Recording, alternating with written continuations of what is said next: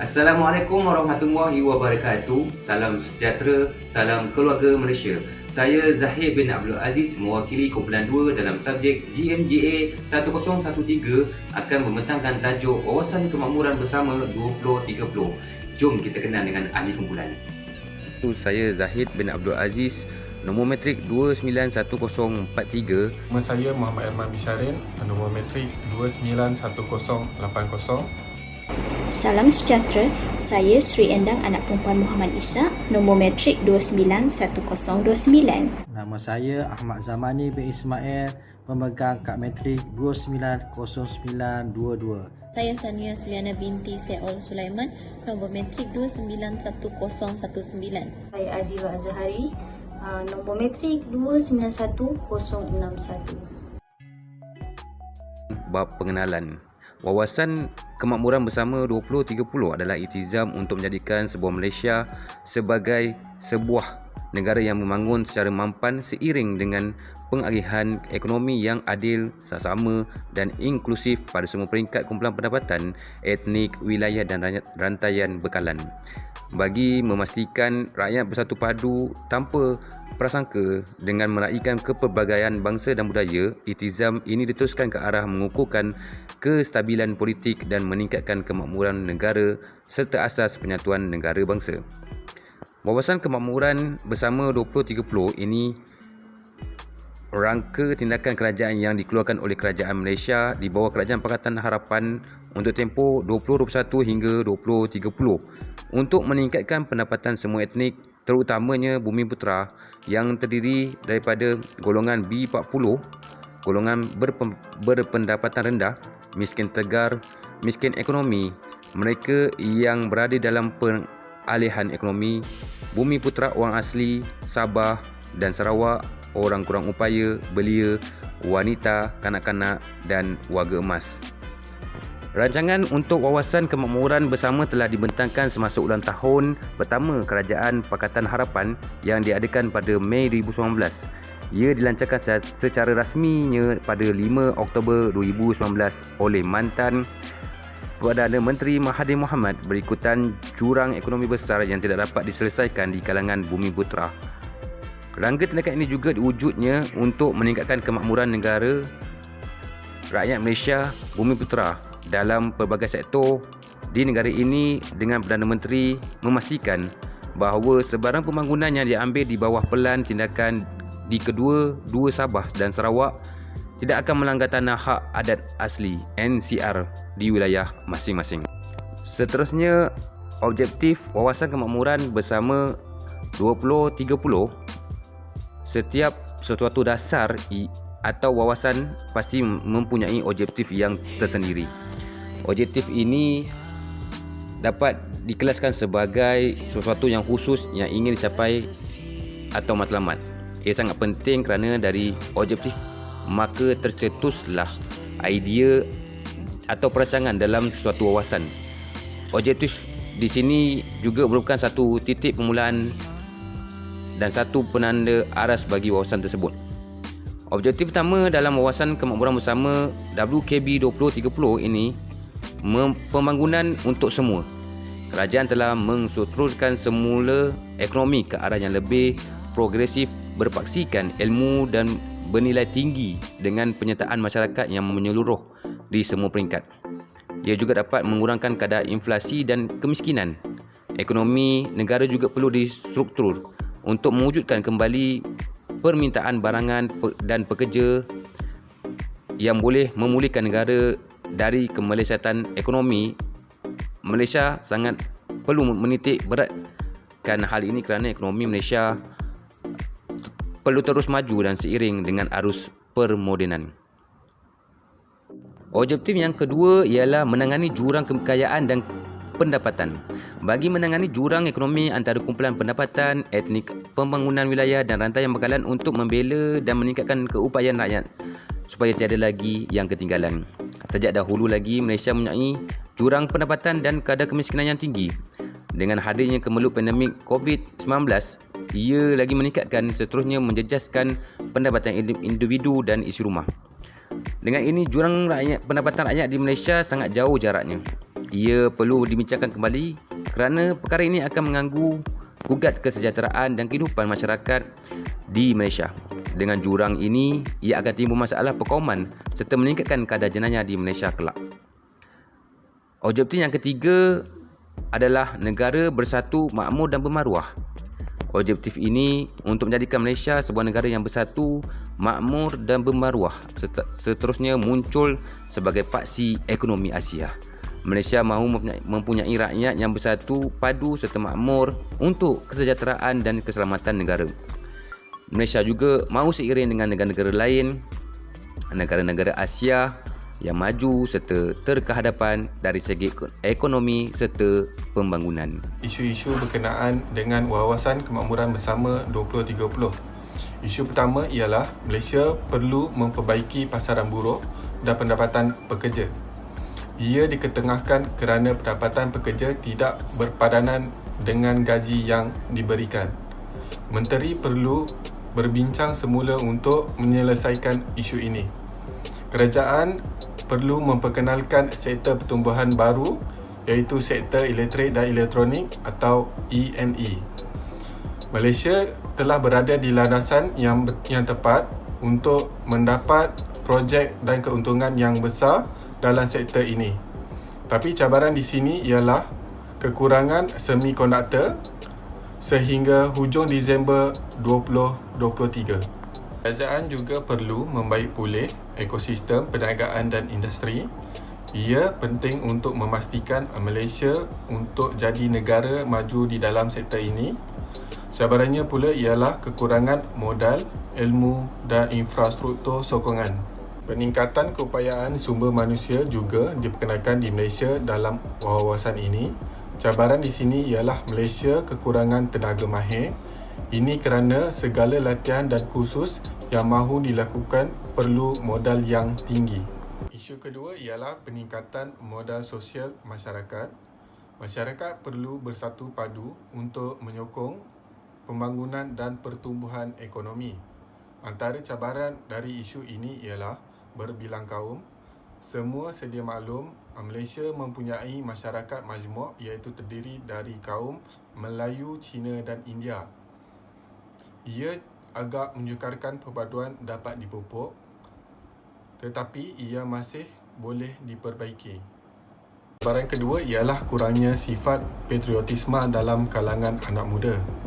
Saidina Ali radhiyallahu anhu berkata, jika mahu melihat masa hadapan negara, lihatlah dari pemuda-pemudi hari ini.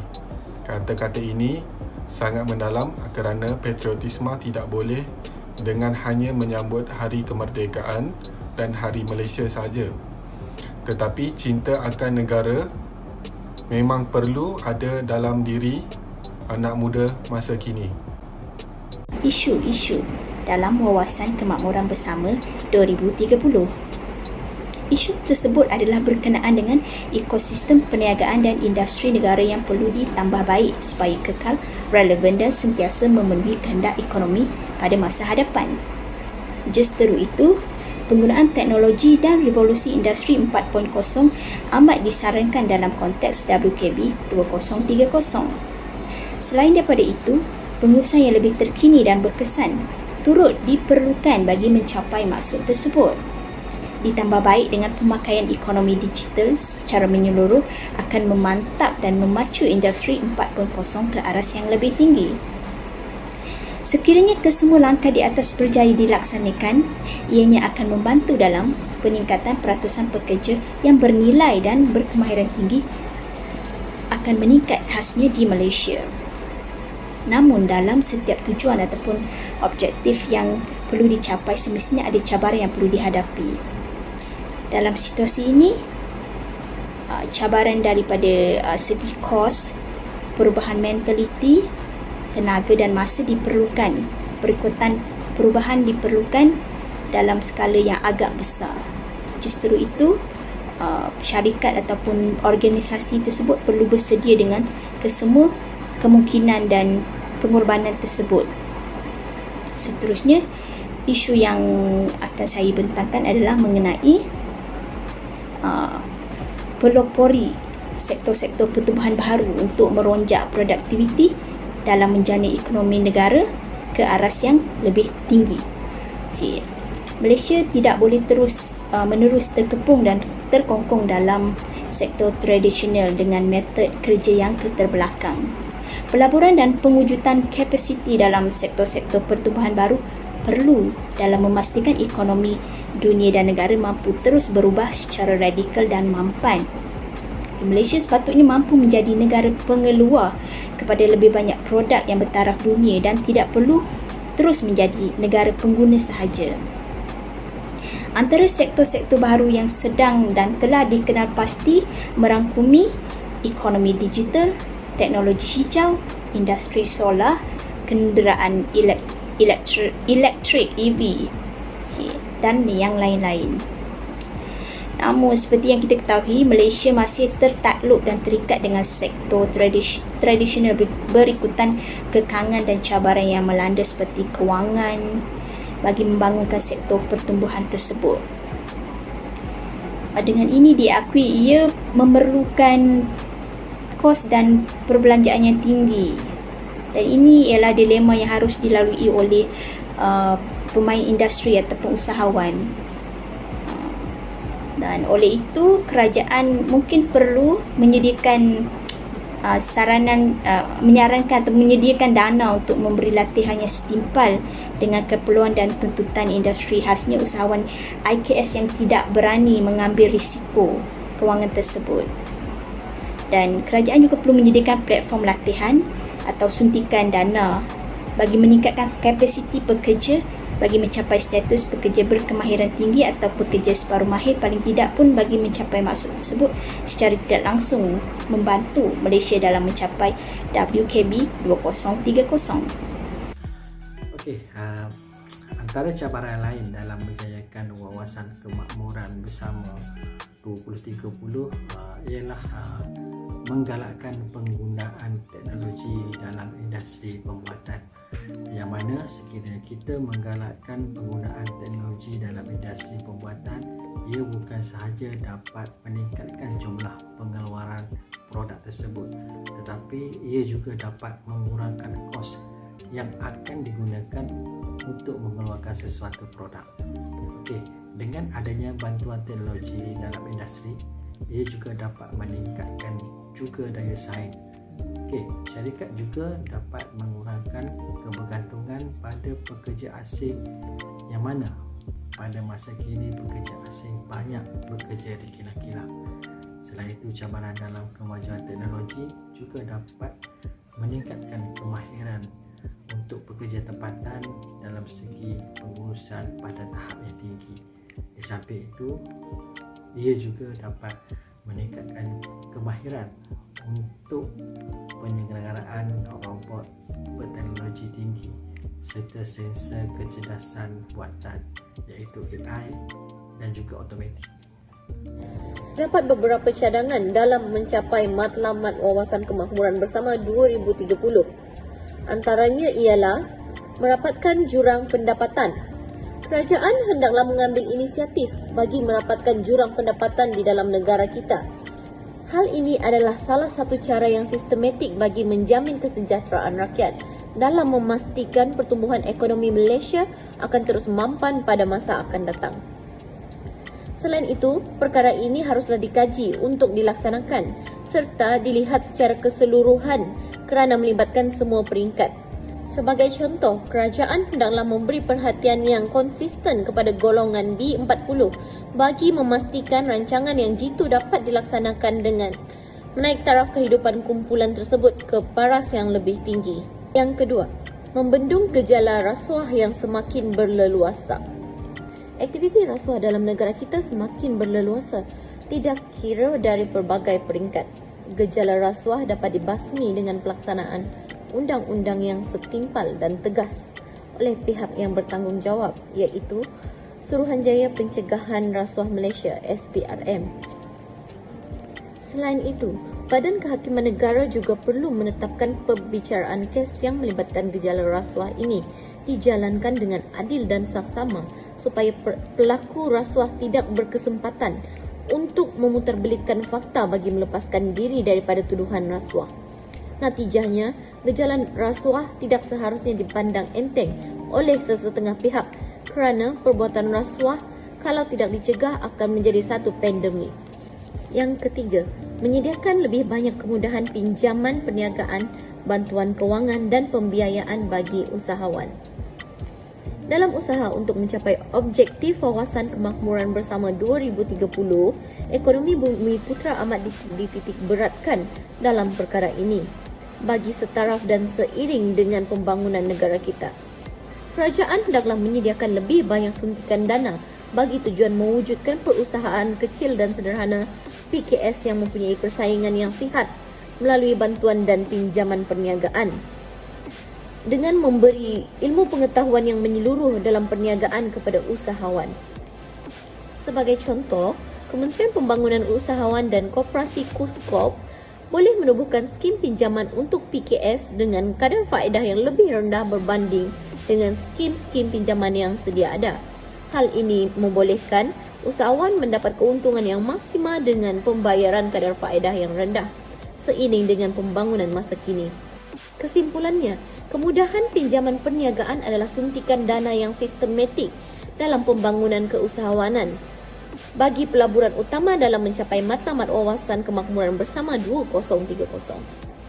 Kesimpulan dalam perbincangan ini, secara tuntasnya, wawasan kemakmuran bersama 2030 bukanlah merupakan wawasan ekonomi semata-mata, kerana ia mementingkan persoalan pembangunan ekonomi untuk Malaysia menjadi negara perindustrian, tetapi jika dihalusi, ianya sebenarnya lebih daripada itu. Oleh kerana ia juga menyentuh perkara-perkara seperti aspek sosial dan cara hidup, pembentukan dan kepribadian bangsa, moral dan etika kebudayaan, kebangsaan, pengembangan sumber manusia dan lain-lain.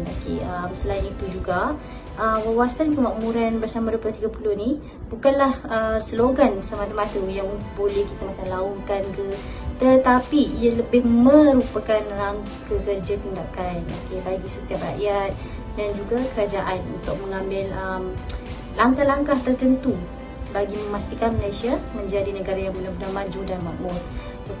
Di samping itu juga, wawasan ini menjadikan Malaysia sebagai sebuah negara maju yang mempunyai kualiti hidup yang tinggi. Malaysia harus mempelajari kelemahan dan kekuatan yang berlaku di negara maju.